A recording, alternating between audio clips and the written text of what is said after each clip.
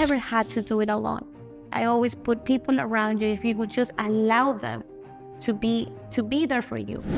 Understanding that, what you're seeing in Instagram, on social media, doesn't really paint the picture. I was thriving to be single, but I wasn't able to open my heart to dating. Right. I was I'm afraid. I just need someone to hold me. Right, thriving. Therapy, but obviously before therapy comes awareness, because therapy is the contemplation. What am I going to do? The action to actually get into healing.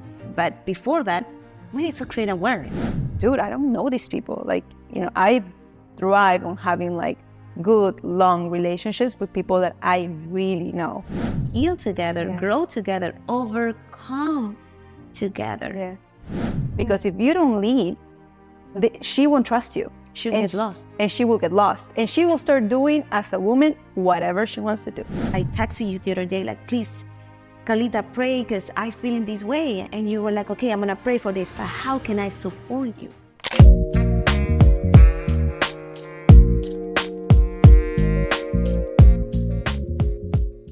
Welcome, everyone. This is Into the Attic podcast, and this is Vanessa. This is Karla. Yay. And Karla, what's the name of this episode? Do we even know each other? Do we? I don't know. But that's really one of the questions that we start asking ourselves a lot, I think, once we start getting more into the attic. Yes. So, Karla, the purpose of this second episode is to go deeper, right? The first one we spoke about what's into the attic and how do we met, but how do we become closer? But in order to get there, let's go ahead and go back to the beginning. Yeah. Karla, you are from Peru. Yeah. And then your family moved to all the way up north in Florida? Yes, Sarasota. But now you're here in Miami. So can you please tell us more about that journey? I love this because you have to understand the story, right? Yeah, so from Peru, moved when I was 12 here to the States. Did high school, did university, everything. A lot of my family is in Sarasota. And then I moved to Miami, and I think, I moved honestly because of broken hearts. Had to put a lot of zip codes in between. That's the reality of it. But I really never thought about coming to Miami. The reality was that I didn't like Miami because the only thing that I knew about Miami was going to Miami Beach. And that's the only thing that I knew about it. And I was like, there's no way I'm moving to Miami Beach. And then I had a friend, one time I came here to visit her, and I hadn't seen her in years. She was from Peru, and she had just moved maybe a couple of years before that. And she was here in Brickell. And I came, hang out with her, we reconnected, we vibed very well. And then all of a sudden, I found myself loving Brickell. I was like, I can see myself living here. I think I can do it. The Miami life. I can do it. And literally, by God's blessing, I was able to work here remotely from a company that I was working at the time over there. And it took me, I think, maybe a month and a half, made the decision and just moved my whole things here. Wow. And what year was that? And how old were you? I think it was 2015. I was about to turn 27. Yeah. And I had been in a very long relationship, very toxic relationship. I learned a lot from it. But yeah, it was definitely one of those relationships that you had to put zip codes in between. Otherwise, it would never end. Yeah. Very thankful for it now. I love it. So for me, it was kind of a little bit different. I actually came by myself to do college in 2008. I was actually 18 back then, very young. And I had a sister, she was going to UCF in Orlando. And when they told me about Orlando, I was like, no, that's, that looks for older people. I'm young, I want to experience Miami. So I decided to come and do Broward College. Yeah. So yeah, and then in the college, university, and time has passed. I am still, I believe, very Latina. As you can tell, my accent. Most of the people that I surround myself, most of the people that I surround myself with are Latinos, and I always found the comfort of family being surrounded by by Spanish speaking people. So yeah. I think I kind of find it interesting because we met on 2022. So it's been 2 years, a little bit more than 2 years. Yeah. And when both of us met, we both were actually also healing from another relationship. Yeah. Broken relationship. And I remember that we met because a friend in common like introduced us to each other. And I don't know if he told you the same that he told me, but he was like, I think you and Karla will become great friends. I think you both need each other right now. Really? No, he didn't tell me that. I'm going to ask him now. Yes. When he said that, I was like, okay, how does he know that I need a girlfriend? Like in that moment, I've had friends, community, I've been Christian, I've had many youth groups and people that I have connected with, but never to a deeper level. And in that moment, when he said that, I really felt like, this is it. Like, yeah, she loves salsa like I do. And like, let's go ahead and create a friendship with her. Wow. I was actually on the opposite side, which is funny because, yes, I had gone, brokenhearted again. Miami does that sometimes to you, but you learn a lot from it. And I remember meeting this man, and we had met at church. I had just started going back to church again. I'm raised Catholic, converted Christian now, but a lot of that was me not being present in community and with people of faith. Like I have really good, group of friends, but I was seeking, honestly, a lot of that faith-oriented community that I was lacking. And I remember plainly, like when I was going through very low moments in my life, I was praying for a faith-filled community, and literally within months it happened. Like it was just given. I was so excited, and it was really for this friend that I'm usually tend to be very on my own. Like I won't be approaching people and like reaching out to you and inviting you places. But this friend got me out of my comfort zone and started pretty much telling me, hey, why don't we go salsa dancing? You mentioned that you like salsa. You like dancing. I'm like, you know what? I'm gonna say yes. I'm gonna start saying yes. And I did that, and that's really how we got to where we met. Well, Karla, and I don't know if you remember our conversations from back there, but I remember that we used to say, isn't salsa classes like a time of therapy? Oh yeah, big time. Because we could just get there. Like I remember the classes were at 7:30 p.m. and weekdays. So sometimes we will be like tired, but we just felt like we need to show up because that's the time that I'm able to just move my body, flow, and disconnect. Yeah, I agree. I work in real estate, and I have a very hectic schedule during the week.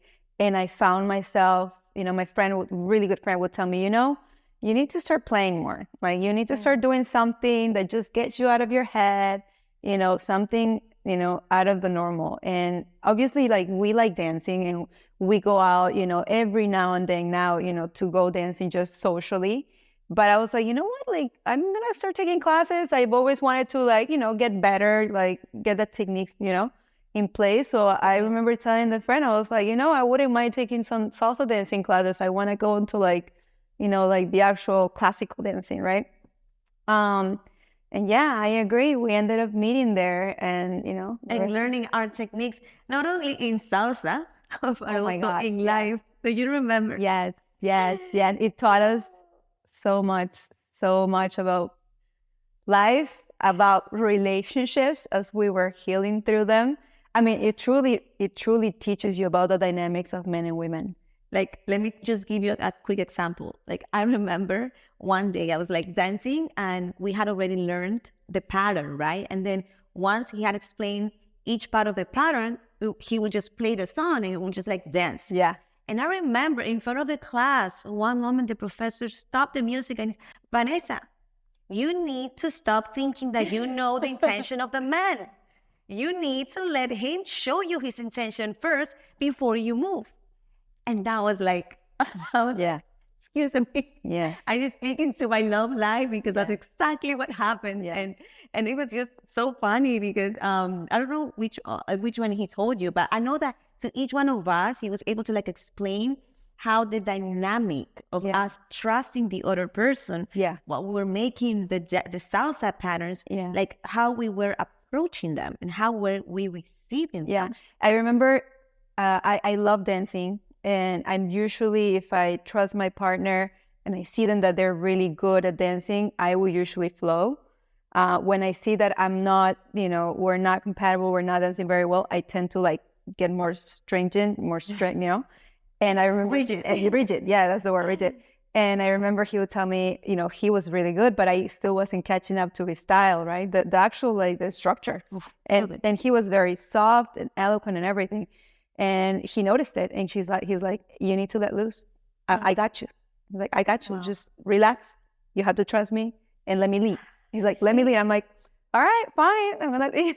When the man knows how to lead, Right? we can flow. But he did. And he did let me, you know, he was leading and I did trust him. Like, if he threw me this way, I was landing this way, you know, and I knew he was going to catch me. He wasn't going to just throw me and not catch me. Right. So that really built trust. But then I remember this one other time, you know, there's females and males, right, in these classes. And we obviously like alternate and, you know, we dance with different partners. And he would say to a couple of to the males, he would say, hey, you know, women, he would say, sir, women, you need to let yourself be led. You know, the man is going to lead you. You know, you can't have a hard grab. You have to have a soft grab so that he can lead you, right? But man, you need to also know how to lead. Because if you don't lead, she won't trust you. She will get lost. And she will get lost. And she will start doing, as a woman, whatever she wants to do. She would just start doing whatever she wants to do. So you guys need to know how to lead. And you women, you need to also like kind of give hints to the men, like very softly, like, hey, your hand is like this. You should be putting your fingers in this way so that he knows, like, that's your signal to him. You're ready to be. That you're ready to be like turned, right? Turned. Yeah. It was like, I was like, wow, this is life. This is life.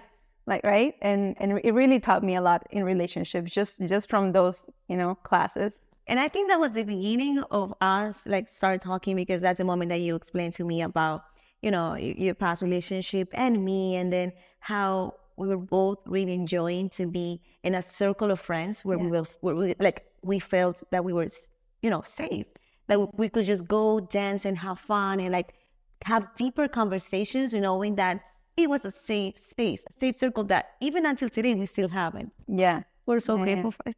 But it was funny because during the time, I mean, if we really go back to the beginning where we met and we were really just having a lot of social life. Yeah. We knew we were in a good group. We knew we were with faith-filled community, which we love, right? But a lot of it was very social. Yes, we met at church, which was great.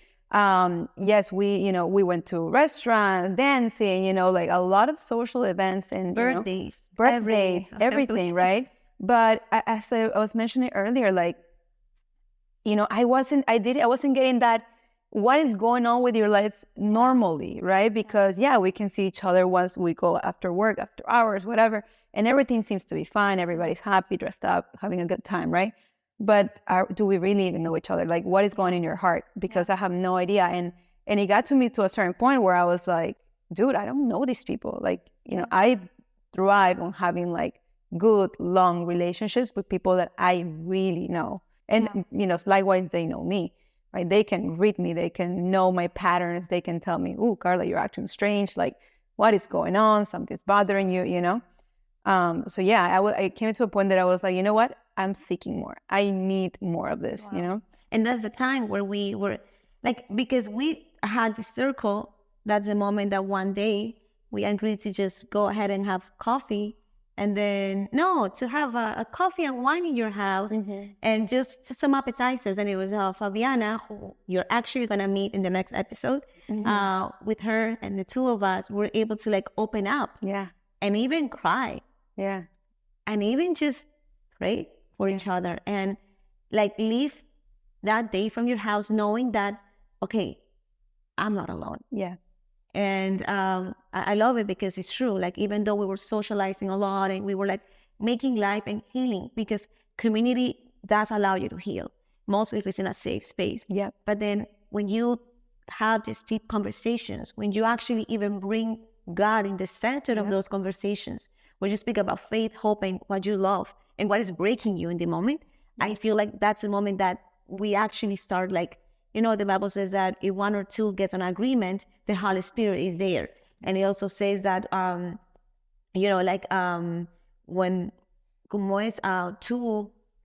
what happens if one falls, the other one can lift it up. Yes. And it's not only about relation like a partner, but it's also talking about friendship. Yes. Because if one of them falls, there's two of them to pick them up. Yes. you know. So I love it, and I think that that's a moment when we, no, that's actually the moment when we decided we need to start having a gathering just for women. Into the Attic name didn't even exist back then. No, it didn't. The name came after, but we started gathering. Yeah. And from 3 women, we grew to be like a much bigger group, a much bigger circle. Yeah. Yeah. And you know, it wasn't just for, you know, when people say like, oh, like having tea, right? Or like, you know, drop me the tea or like whatever, right? Talking about, you know, chisme, what's happening. you know, El chisme, el como le dicen. chisme. It wasn't just about that. It was truthfully about connecting and understanding, like, where are you at? Because you seem great.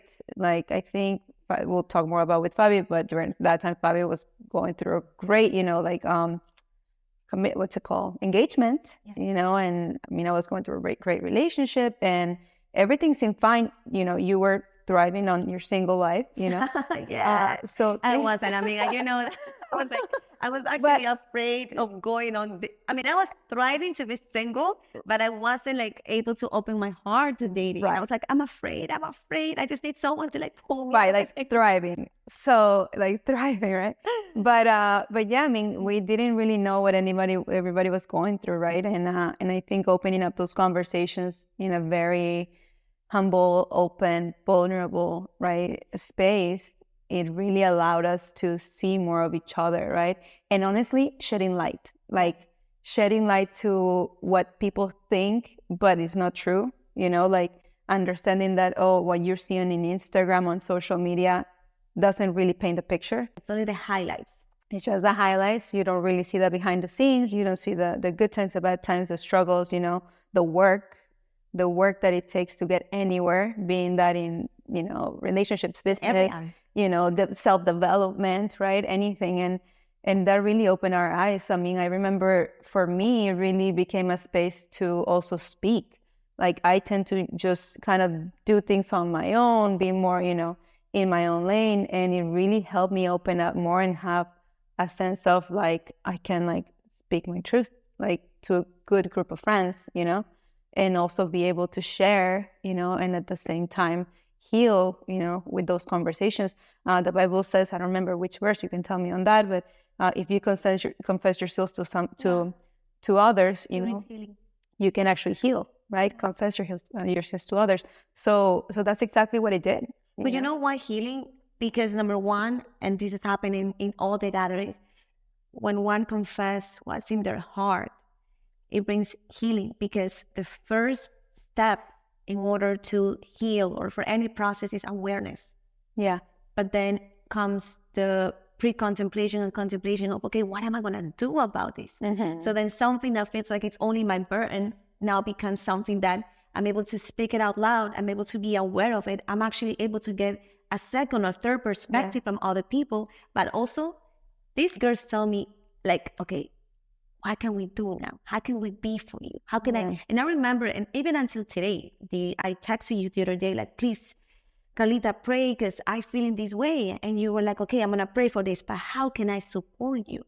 So to know that I can be supported by you. And I told you my love language is words of affirmation. Just send me words of affirmation. But I love it because I'm able to count on you.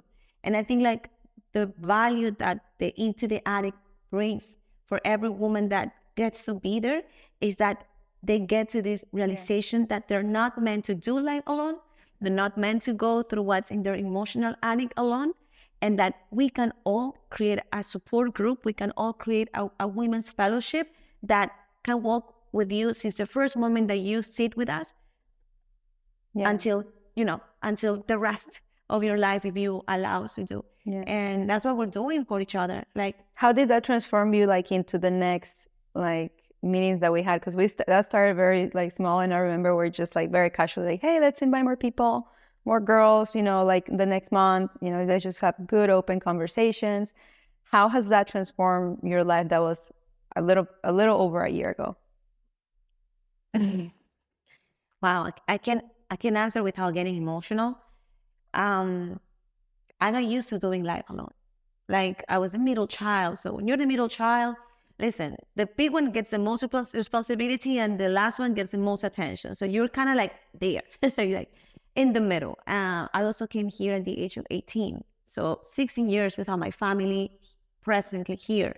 I have friends that I can consider them like family, you know. Yeah. However, it's not the same when you continue in this pattern of not opening up, not asking for help, and thinking, like I told you, that the burden is only yours. And one of the things that into the attic, the value that it brought into my life, and actually the value that you brought into my life, was the opportunity to sit in a place where I could open up, where I could cry, where I could testify about God doing a miracle in my life, but also say, hey, I'm actually asking God for this, and this is what I'm going through. Yeah. And the way it transformed my life is like, honestly, I've been a Christian for the past 27 years. I've been a leader in a leader. When I say a leader, it's because I've been able to create spaces for, like discipleship and different type of spaces. But it was more because my heart was there for the people, and also because I had knowledge of the Bible, but never because I wanted others to also be in my life and to also minister me, and for me to also minister others. So vulnerability is key when it comes to relationships, and Into the Attic allowed me to realize that I was doing life without being vulnerable, without asking for help, and without allowing others to be there for me. And now that I'm able to experience it, I cannot even explain to you even my relationships with my friends, with the people that I lead with the people that I surround myself with. It's different. Like, I was able to call you the other day and tell you, Carlita, I'm going through this transition in my life, and I feel sad, but I know it's not sadness. I know I feel discouragement, but I know it's not discouragement. I know it is fear. And you were able to speak life to me. Before, I was just like continue boxing up things in my heart and just continue doing life alone. And through this, God has shown me, hey, you never had to do it alone. I always put people around you. If you would just allow them to be there for you, it will tremendously bless you, and through that even bless others. So I'm actually quite grateful. And now when I also ask you, like, how has Into the Attic impacted you in your life? Wow. That was so good. Wow. I mean, it's been definitely a journey, like I've learned so much from it. I mean, you're the middle child. I'm the oldest child. Wow. So a lot of responsibility was dropped in my childhood and also my upbringing. And because of that, I tend to just have it all together, like consistently, and it's a lot, and it waits, it's a lot of work. But I think because of the fact that an eldest child usually has to figure things out, you also have very little time to complain. There was no, I mean, at least on my upbringing, there was very little time to complain. You just had to do what you had to do. You had to make things happen. So, and that's been basically my life consistently, which in some ways it has helped me. It has helped me tackle through things very quickly instead of just, victimizing and sitting down and just letting life kind of take you over. But the issue with that is that although you move from things quickly and you don't stay in like victim mode, you also hold a lot of things inside. Wow. And those things kind of fester and they grow, and they just become so toxic too, where you consistently feel like, dang, you just feel heavy, and how Into the Attic helped me was to be able to really open up just more freely, like you don't have to be all perfect, like not everything has to be in control. I mean, mindfully, like I think I'm pretty much like, I don't want to say a control freak, but like, I like things to be controlled. But that allowed me also, obviously with God's favor and blessings, like to lose control of things, that not everything's going to be under my control, that, that some things will get messed up, and that's okay. That's okay, because I am not in control of things, Yeah. So just the ability to be able to speak to others and be open and hearing that, hey, there's somebody else exactly that went through the same things that I did. And having that relationship, that shared experience, it's everything. It really is. It just opens up your heart to feeling more vulnerable, and, whatever things you're holding in that you might seem as shameful and mindfully, like I'm the type of person that thinks, and a lot of people might share these thoughts, but sometimes you think as a person that logical, right? You're logical being. You're like, well, yeah, this hurt, but hey, we're past through it. Yeah. Through a lot of therapy, that's not true. You're not healing that inner part. You might think that logically, yeah, you should get over it. Logically, yes, it shouldn't hurt you anymore. Logically, you should be mature. Logically this and logically that. But your inner child from back in the day or whenever that time was still hurts. And if you're not able to voice that and say, hey, this hurt me, this literally hurt me, and process that, it just stays inside of you. And it really shows up, in so many other subconscious ways into your relationships, right? Which was my case. My case was it showed up in every single romantic relationship that I had. It showed up in some close relationships that I had with people that I love, and I had to heal that, so I could correct it, right? So yeah, it's definitely something that you have to open up, and obviously doing it in community and with friends that love you, right? It's even easier. It's better, I love that. Friends that love you, friends that care, friends that love God as well. It's as you were speaking, I was like, yeah, it reminds me when the naming to the attic came at the same time, like in the moments of therapy.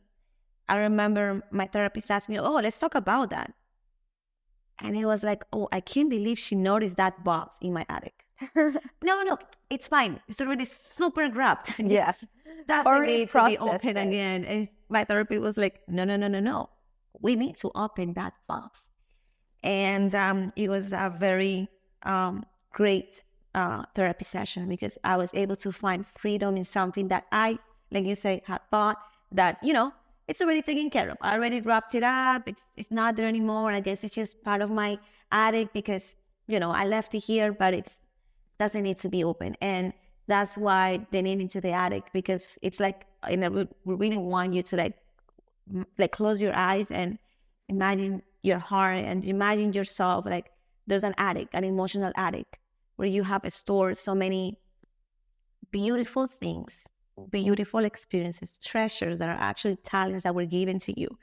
But at the same time, past hurts, boxes. And I remember one day, listen, this is coming right now. This is fresh memory, fresh core memory. I remember one day, an ex-boyfriend asked me, like, how did you heal? And that was years ago. How did you heal, like, from me? Like, are you actually healed from me? The ex told you if you have, oh my God. Yeah, like, yeah. And I was like, yeah, I just put you in a box. I put all the files of Pepito in the box, and I just closed that box, and it's just like a box, there.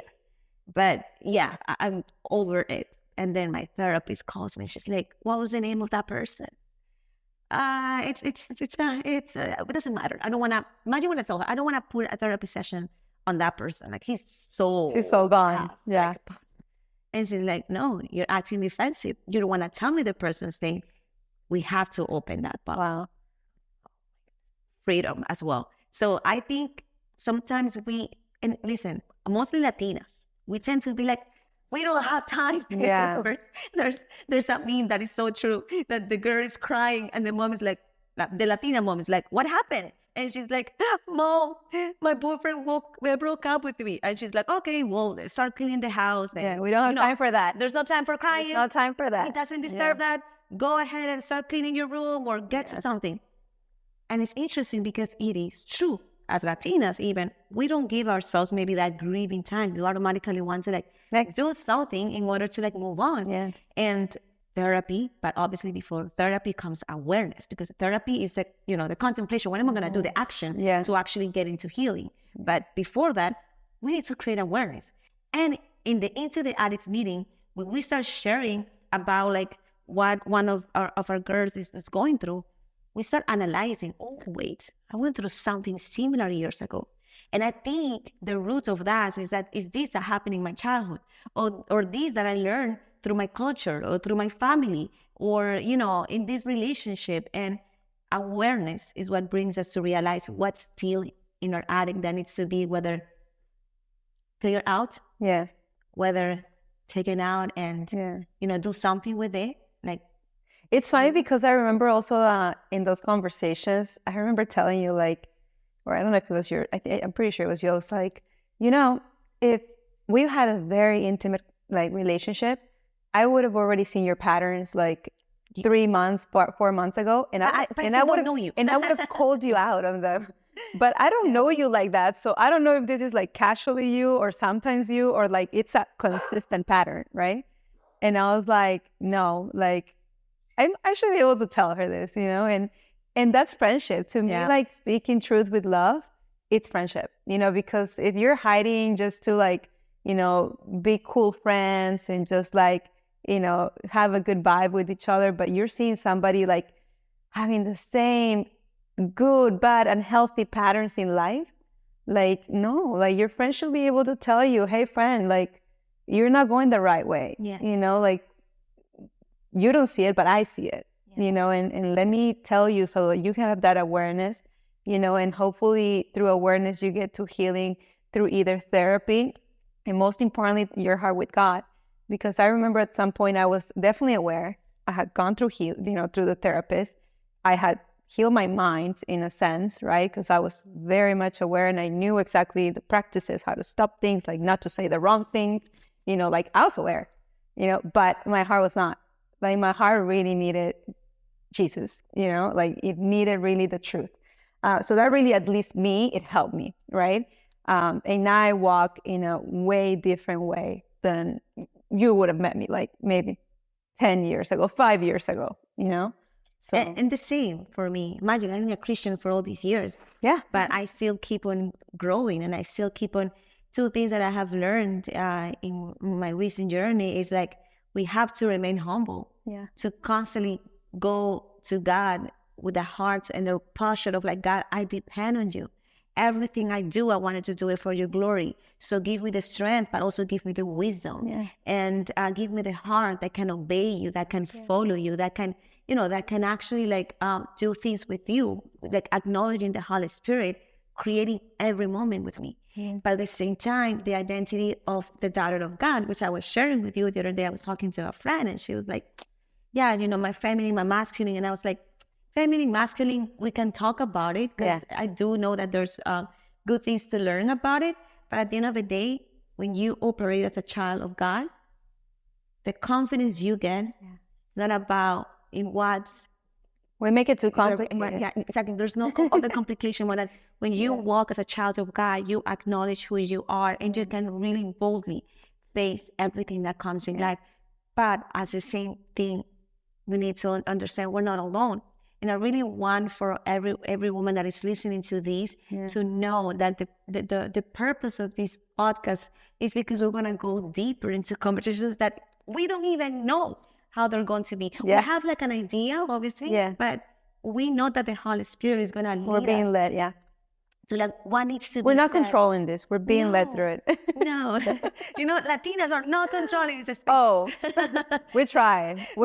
And then we're like, stop it. The Holy Spirit is like, no. I want to flow through you. Yeah. Because at the end of the day, it's like stories. And to know where Carlita is, where I am, where you are, is going to be able to like help us connect and to like heal together, grow together, overcome together.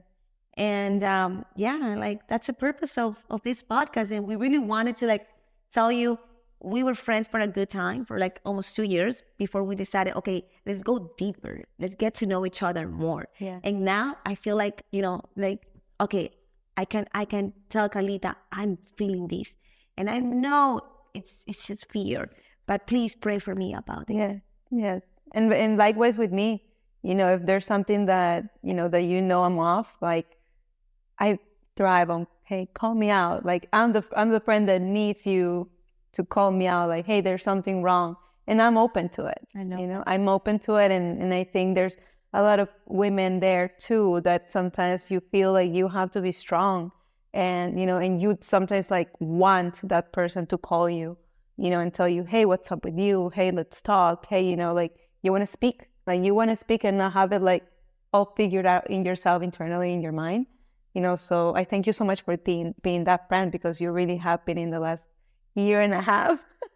I love you, Carlita. I love you. And I love what we're creating here. And yeah, to close this chapter of this episode of Into the Attic, we want to just tell you that we're gonna in the next episode invite our friend, the one that that the Into the Attic meeting started with. Yes. And the purpose of that is even to go deeper. So yeah. And one of the subjects that we all love to talk the most, especially here in Miami.